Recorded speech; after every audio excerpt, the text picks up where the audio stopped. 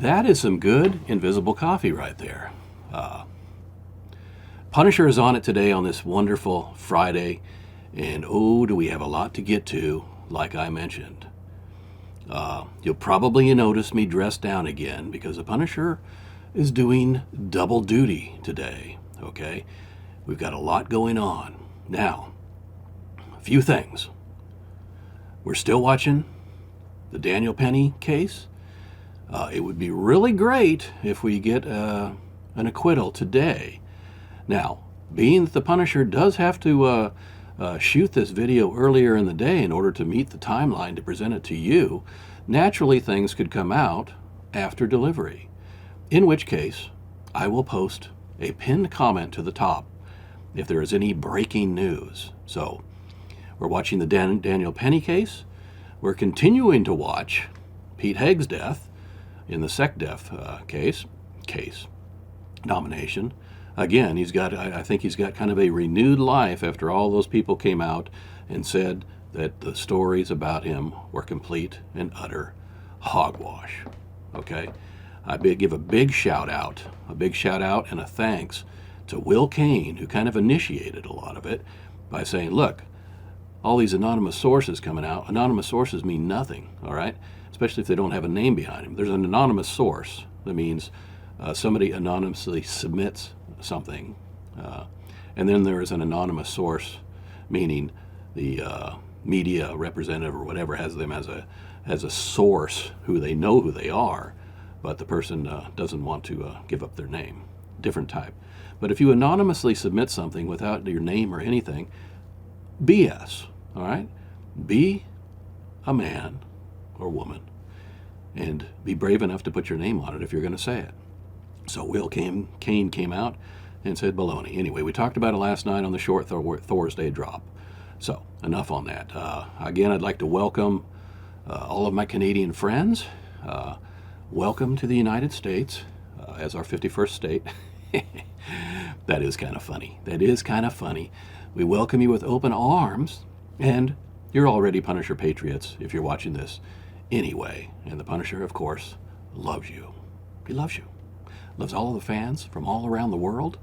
All around the world. We have people from all around the world. We have people from New Zealand. We have people from Canada, from Australia, from, I think, India. Yeah. Great. And of course, the United States of America. So here we are. We're going to talk about Operation Flatline in a minute. Did you see Elon going in to the Capitol yesterday with his child on his head, on his neck, whatever? And then he kind of praised Fetterman for a comment that he said, and he got a little bit of hell by the GOP.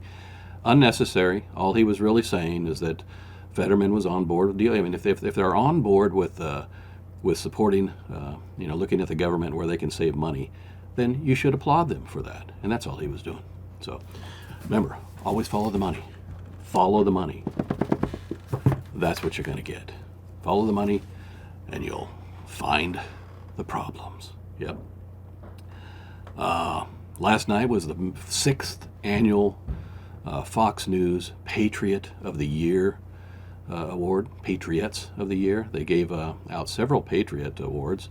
And guess who got the Patriot of the Year award? To no surprise. President-elect Donald J. Trump. President-elect Donald J. Trump as Patriot of the Year. Well, I would think so after he got shot and nearly got, and there was a second assassination attempt on his life, and there continues to be concern with drones flying over his golf courses and crap. Excuse me.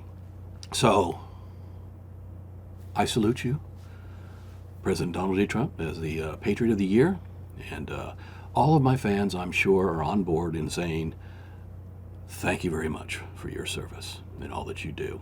And we are looking forward to great, great things ahead. Meanwhile, I still get excited about the Tom Homan and the border. We're going to really, really work hard on this.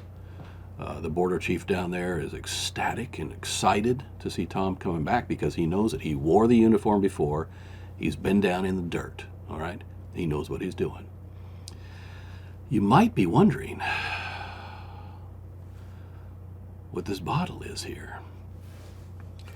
Well, it's a Snoop Dogg. It's called 19 Crimes, Snoop Doggy Dogg.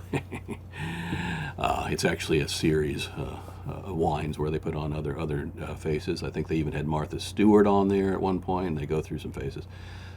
Punisher won it at the annual Christmas party, the white elephant thing, where you have gifts going around and you steal gifts and back and forth and all that crap. Then I got it.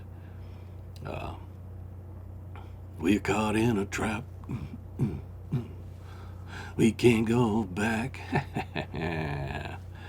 We can't go on together with suspicious wines. Suspicious wines. Dun, dun, dun, dun. With suspicious wines. Suspicious wines, ladies and gentlemen. Anyway, that's what that is. And now, Operation Flatline 7.0. That had nothing to do with it. Or maybe it did. Is now hereby changed. As of this moment, Operation Flatline is going to take a modest increase in this new format. Operation Flatline 3 to the second power. Operation Flatline 9.0 at your service. Here we are making heads roll. Coming soon, very soon. Screw James Whitey Bulger. We'll talk to you later. Bye.